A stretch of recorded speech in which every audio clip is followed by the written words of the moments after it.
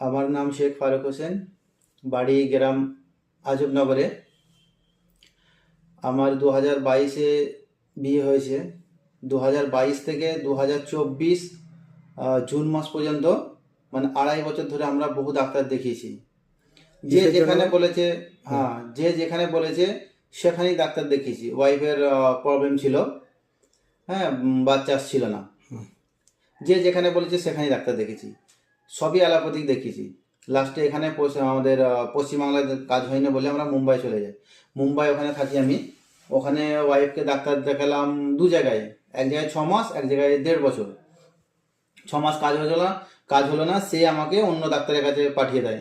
সে doctor হচ্ছে gold medallist, মানে বড় ডাক্তার। সেখানে সেখানে 1.5 বছর দেখার পরে সে লাস্টে মানে মানে পুরো না বলে দিল, বললো এর অপশান নেই আর।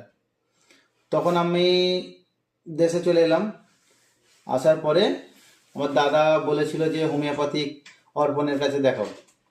আমি অর্পণদার সঙ্গে যোগাযোগ করলাম, এসে ওনার সঙ্গে পরামর্শ নিলাম, রিপোর্টগুলো দেখালাম। দেখাবার পরে উনি আমাকে প্রথম স্টেপে যে ওষুধগুলো দিয়েছিল সেইগুলো নিয়ে মুম্বাই চলে যায়। তারপরের মাসেই আমাদের রেজাল্ট এসে যায়। তারপরের মাসে আমরা সুসংবাদ পাই, যে পজিটিভ পাই।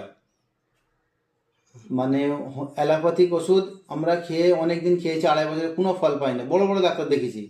কিন্তু এখানে হোমিওপ্যাথি এক খেপ ওষুধ নিয়ে যেতেই আমাদের পজিটিভ এসছে, আমরা সুসংবাদ পাই।